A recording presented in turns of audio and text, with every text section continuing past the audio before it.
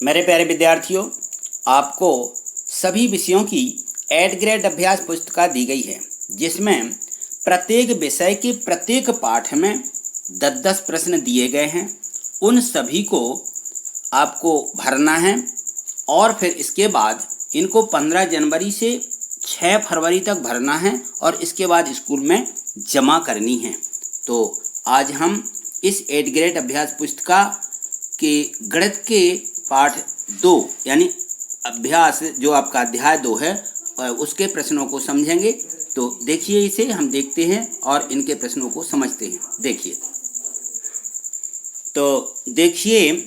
अध्याय 2 में दिया गया है एक चर वाले रैखिक समीकरण। इन हमें रैखिक समीकरणों को हल करना है। तो यहाँ देखिए प्रश्न दिया गया है ये कि समीकरण हल करें। ये पहला प्रश्न आ दिया है कि 3x ऋण 10 बराबर 5। हमें इसको हल करना है। तो ये देखिए यहाँ हमने यह हल किया है। देखिए इसको इस प्रकार से हम इसको हल करेंगे।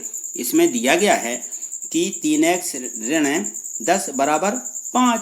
तो अब ये 3x 10 का क्या हो जाएगा? पक्षांतर। ऋण 10 का हम पक्षांतर कर देंगे तो इस तरफ आके ये धन के हो जाएंगे। तो यहाँ आ जाएगा 5 धन 10 और हम यहाँ लिख देंगे कि ऋण 10 का पक्षांतर करने पर तो यहाँ मिल जाएगा हमें 3x बराबर 10 और 5 को जोड़ देंगे 15। तो दोनों पक्षों में फिर क्या करेंगे? ये 3 से भाग दे देंगे। 3 से भाग देने पर ये लिख दिया, बटे में दोनों पक्षों में 3 आ जाएंगे। यहाँ से 3 कैंसिल हो जाएंगे और यहाँ से 5 एकम 5, 5 3 15। तो x बराबर कितना आ जाएगा? 5। ठीक, इस प्रकार से हमें इनको हल करना है। अगला प्रश्न देखिए, अगले प्रश्न को देखते हैं। ये देखिए प्रश्न दिया गया है कि 2/5x धन 3 बराबर 5। ये भी हमें समीकरण दिया गया है, इसको हल करना है। तो हम इसे क्या करेंगे? सबसे पहले ये जो धन 3 है इसका पक्षांतर कर लेंगे। ये जो धन 3 है ये इसका पक्षांतर यहाँ 5 के इस तरफ आ जाएगा। तो 5 ऋण 3 ये हो जाएगा और यहाँ लिख देंगे कि 3 का दाएं पक्ष में पक्षांतर करने पर तो यहाँ मिल जाएगा हमें 2/5x बराबर 5 में से 3 घटा दीजिए, 2 में लेंगे। अब क्या करेंगे? दोनों पक्षों में ये बटे में 5 हैं तो हम क्या करेंगे? 5 का गुणा कर देंगे। तो यहाँ हमने देखिए दोनों पक्षों में 5 का गुणा कर दिया। तो 5 का गुणा करने पर ये 5 कट के यहाँ 2x मिल जाएगा और यहाँ 5 दूनी ये 10 मिल जाएगा। फिर ये 2x है तो दोनों पक्षों में 2 का भाग दे देंगे। तो यहाँ लिख दिया भाग देने पर और भाग दे दिया। तो यहाँ x कट 2 कट जाएंगे, x बराबर मिल जाएगा 5।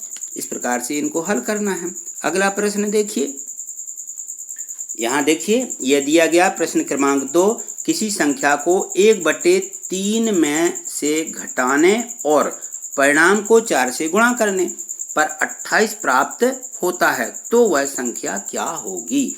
अब हमें क्या दी गई है? एक संख्या दी गई है तो हमें उसे ज्ञात करना कि संख्या क्या है। तो हमने लिख लिया कि माना वह संख्या x है। अब 1/3 को इसमें से घटाना है तो हमने लिख दिया 1/3 में से x को घटाने पर क्या आ जाएगा? 1/3 ऋण x ये मिल जाएगा।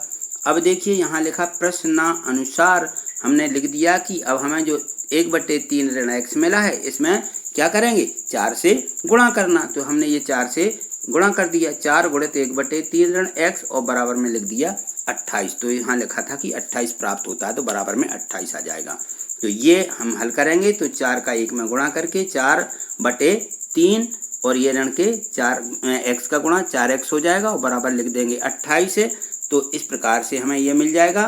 फिर इसके बाद में जो 4/3 हैं ये 4/3 संख्या है और ये हमारी चर राशि है तो हम 4/3 का पक्षांतर लिखेंगे। तो ये लिख दिया हमने 4/3 का दाहिने पक्ष में पक्षांतर। ये हमारे यहाँ 4/3 पक्षांतर हो गया। अब यहाँ ऋण 4x बचा। यहाँ पे हमारे ये कितने मिल जाएंगे? 28 ऋण 4/3। अब हम इसका लघुत्तम लेंगे, लघुत्तम लेकर के फिर ये 28 में 3 का गुणा हो जाएगा तो आ जाएगा 84 ऋण 4/3। तो यहाँ ये 84 में से 4 घटा देंगे तो ऋण 4x बराबर मिल जाएगा 80 और बटे में मिल जाएगा 3। तो ये देखिए फिर से हमने यहाँ लिख दिया कि x बराबर यहाँ ऋण 4 है तो ये यहाँ पर भाग में चला जाता है यानी दोनों पक्षों में ऋण 4 से गुणा। तो यहाँ ऋण 4 गुणित 3 बटे 80 बटे आ जाएगा। तो ये मिल जाएगा हमें 4 से इनको काट देंगे, 4 एकम 4, 4 दूनी 8। तो यहाँ मिल जाएगा 20 और बटे में कितने? 3। तो ये ऋण के 20/3। इस प्रकार से ये हमारा x का मान निकल आएगा। तो हमें वह संख्या मिल जाएगी। इस प्रकार से हमें इसको लिखना है। अगले प्रश्न को देखिए। यहाँ देखिए प्रश्न क्रमांक 3 ये दिया गया है, दो संख्याओं का अनुपात 5:3 है, उनमें अंतर 18 है, तो संख्या ज्ञात कीजिए। तो हमने यहाँ मान लिया कि माना दोनों संख्याएं क्रमशः 5x और 3x हैं। अब इनका अंतर दिया, माने घटाना है, तो 5x में से 3x घटा दिया, बराबर लिख दिया 28, क्योंकि ये अंतर कितना मिलता है 18। तो ये मिल जाएगा 5x में से 3 घटाएंगे तो 2x बराबर ये 18, और दोनों पक्षों में 2 से भाग देने पर तो यहाँ के 2 2 कट के x बराबर 18/2 मिल जाएगा, तो x बराबर मिल जाएगा 9। तो पहली संख्या क्या मानी हमने, ये 5x, हमारा x का मान 9 निकल आया। तो हम क्या करेंगे, इस 5 में x गुणांक है, तो यहाँ 5 में 9 का गुणा कर देंगे, क्योंकि x बराबर 9 मिला, तो 5 नाम 45, और दूसरा 3x है, तो 3 गुणित 9 आ जाएगा, यहाँ पे बराबर हो जाएगा 27। तो इस प्रकार से हमारी यह पहली और दूसरी दोनों संख्याएं हमें प्राप्त हो जाएंगी। ठीक, अगले प्रश्न को देखिए। यह दिया गया है प्रश्न 4, किसी आयत का परिमाप 52 सेंटीमीटर है, यदि उसकी लंबाई 11 सेंटीमीटर है तो आयत की लंबाई ज्ञात कीजिए। तो हमें चौड़ाई 11 सेंटीमीटर दी, लंबाई निकालना है और परिमाप दिया गया है। तो हम जानते हैं कि आयत की लंबाई कितनी दी गई है, हमें नहीं मालूम है, तो हम मान लेंगे कि आयत की लंबाई x सेंटीमीटर है। तो हमने ये मान ली कि आयत की लंबाई x सेंटीमीटर है, चौड़ाई हमें 11 दी गई है, परिमाप बराबर 52 सेंटीमीटर दी है। तो परिमाप बराबर क्या होता है, आयत का परिमाप बराबर 2 गुणित लंबाई धन चौड़ाई। तो यहाँ लिख देंगे परिमाप, परिमाप के नीचे आ जाएगा 52, यहाँ 2, लंबाई हमें x से हमने मानी है और चौड़ाई 11 हमें दी गई है, तो ये हम इसमें रख देंगे। तो यहाँ आ जाएगा हमारा 52 बराबर 2 गुणित, अब 2 ये कोष्टक है तो हम कोष्टक को हटाएंगे और 2 का अंदर गुणा कर देंगे, तो इस 2 का x में भी गुणा होगा और 11 में गुणा होगा। यहाँ कर दिया हमने 2 गुणित x धन 2 गुणित 11, ये 52 बराबर 2x धन 22 मिल जाएगा, 11 दूनी 22 और ये 2x हो जाएगा। और यहाँ देखिए 52 हमने 22 का क्या किया, यहाँ लिख दिया कि इसको बाएं पक्ष में पक्षांतर करने पर, अब इस 22 को हम कहाँ ले आएंगे, इस बाएं पक्ष में, इस तरफ ले आएंगे 22 को। तो ये हमने उठा के इस तरफ ये 22 रख दिए, बराबर हमारे 2x मिलेंगे। अब ये मिल गया हमें, 52 में से 22 घटाएंगे तो 30, और ये बराबर में मिल जाएगा 2x। तो ये 2x दोनों पक्षों में 2 से भाग, तो यहाँ x के जो गुणांक 2 हैं ये कट करके ये आ जाएंगे 30/2, इसको काट देंगे तो x बराबर मिल जाएगा 15। तो ये जो हमें इसकी लंबाई ज्ञात करना थी, x बराबर 15 सेंटीमीटर इस आयत की लंबाई होगी। इस प्रकार से हमें इसको लिखना है। अगले प्रश्न को देखिए।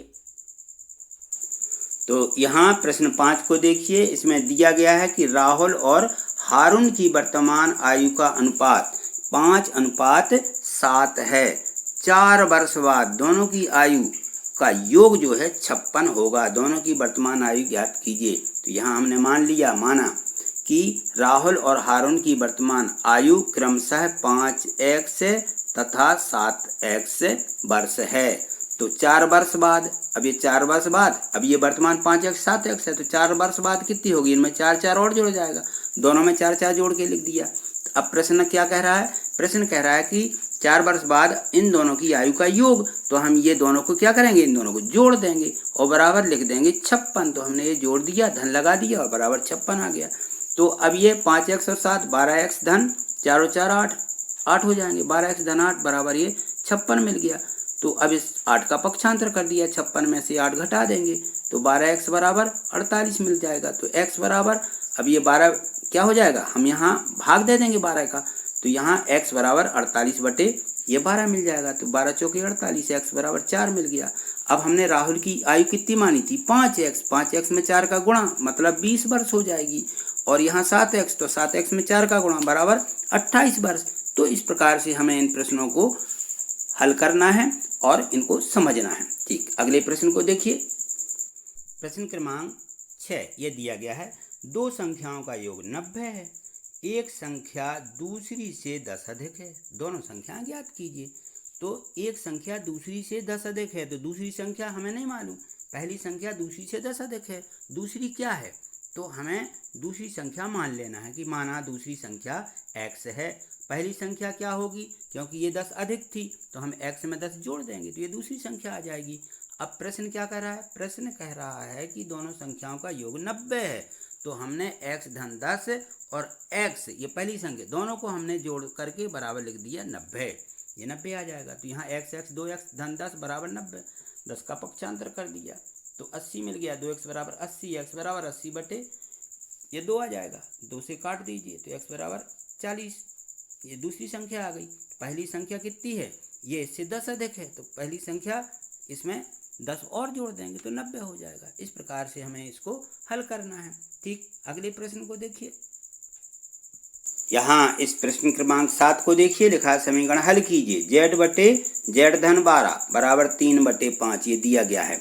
तो यहाँ देखिए हमने ये लिख लिया और लिख के फिर क्या करेंगे हम, यहाँ बटे में संख्या दोनों में z धन 12 और 5 है, तो अब हमें z धन 12 यानी हमारी भाग में है तो हम गुणा करेंगे। यहाँ 5 है तो इसका भी गुणा करेंगे। तो दोनों को लिख दिया हमने, दोनों पक्षों में क्या करेंगे 5 गुणे z धन 12 से गुणा करने पर एक साथ लिख दिया।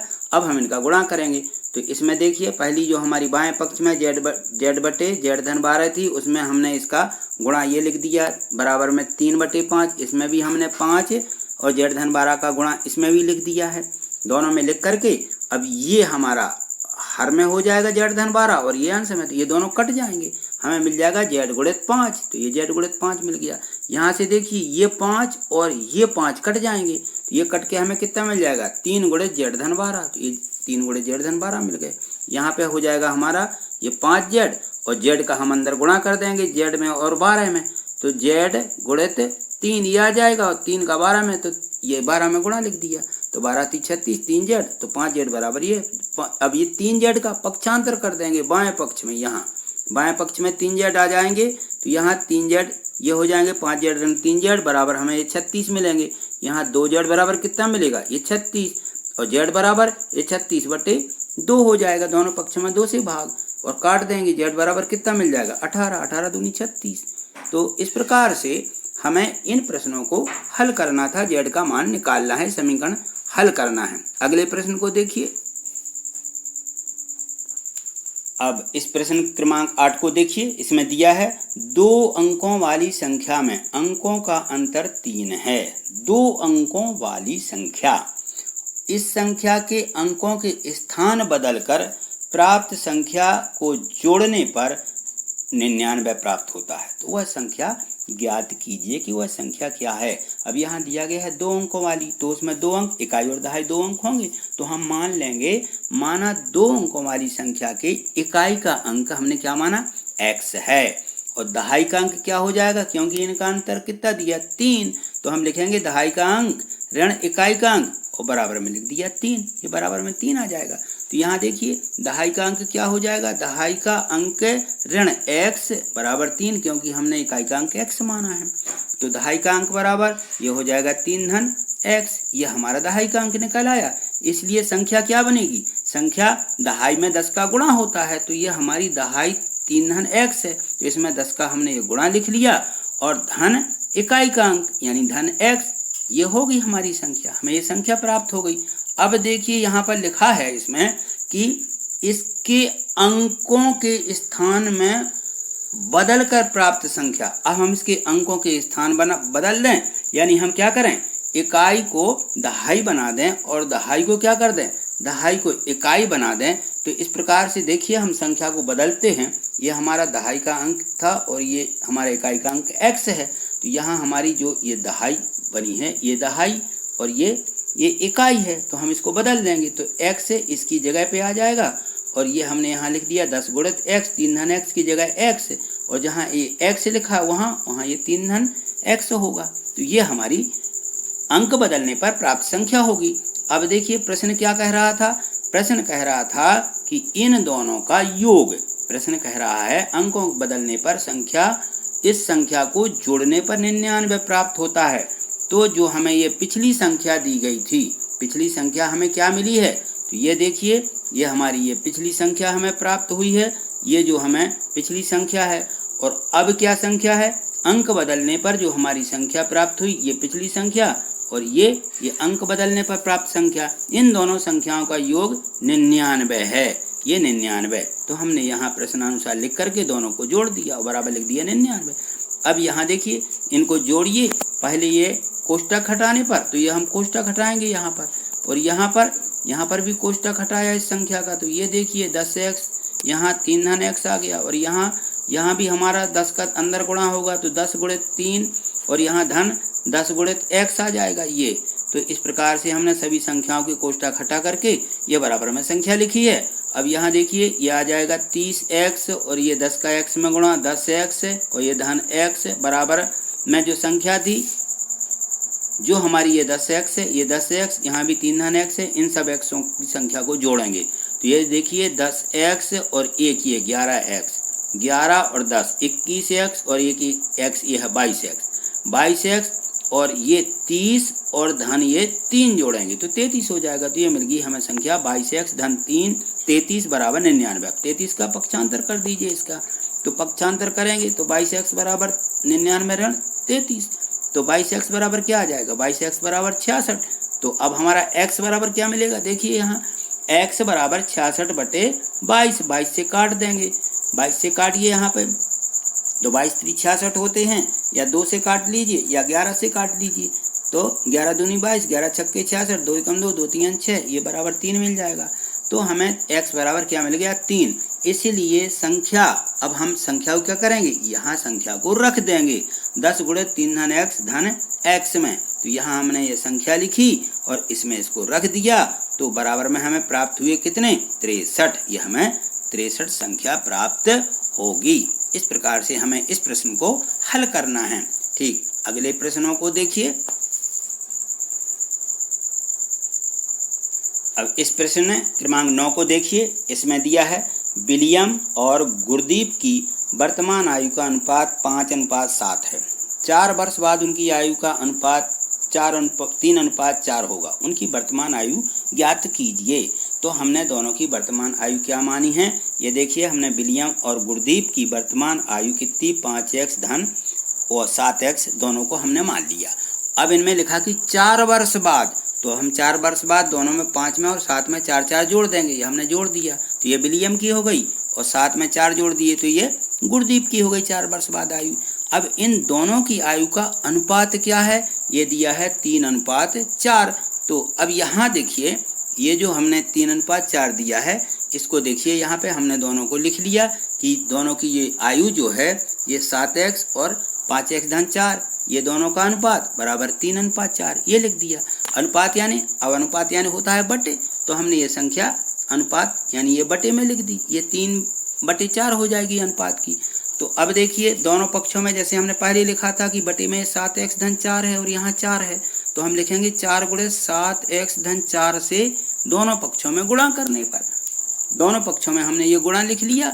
ये देखिए ये दोनों पक्षों में हमने गुणा लिखा है, ये 4 7 धन x और 4 7x धन 4, इनका हमने गुणा लिखा, तो यहाँ से क्या हो जाएंगे, ये 7x धन 4 और ये 7x धन 4 कट जाएंगे, और यहाँ से यहाँ 4 कट जाएंगे, तो क्या मिल जाएगा 5x धन 4 और गुणित 4, ये मिलेगा। यहाँ 3 और 7x धन 4 मिल जाएगा, ये मिल गया। तो अब देखिए हमें क्या करना है, इस 4 का अंदर गुणा करना, इस 3 का अंदर गुणा करना, कोष्टक हटाना है। अंदर दोनों संख्याओं में 4 का ये यहाँ गुणा कर दिया और यहाँ 3 का ये यहाँ गुणा हो गया, गुणा कर लीजिए तो ये आ जाएंगे 20x धन, यहाँ 4 चौके 16 आ जाएंगे, और यहाँ देखिए यहाँ कितना आ गया, यहाँ आ जाता है 21x धन 12, ये संख्या हमें प्राप्त हो जाएगी। तो यहाँ देखिए अब हमें 21x से धन 12 मिल गए, तो यहाँ हम इसका पक्षांतर करेंगे, तो हम क्या करेंगे 20x को दाएं पक्ष में या बाएं पक्ष में पक्षांतर कर लीजिए। हमने बाएं पक्ष में 20x इस तरफ से थे, तो इस तरफ से हम 21 को इस तरफ ले आए, तो ये हमारे ऋण 21x हो गए, और इस 16 का हमने दाएं पक्ष में पक्षांतर कर दिया, तो ये ऋण के हो गए। तो यहाँ मिल जाएगा ऋण x, क्योंकि ऋण की बड़ी संख्या है 21 में से 20 घटा देंगे, 12 में से 16 घटाना है, यानी 16 में से 12 घटाएंगे तो ऋण के 4, दोनों पक्षों में ऋण से गुणा कर दिया, ये लिख दिया यहाँ पे, तो x बराबर 4 मिल गया। अब देखिए यहाँ जो हमारी विलियम की आयु थी कितनी मानी है हमने, ये हमने 5x मानी है, तो ये देखिए हमने यहाँ लिख दिया कि विलियम की आयु 5x, x बराबर 4 मिला है, तो 5 में 4 का गुणा यानी 20 वर्ष होगी।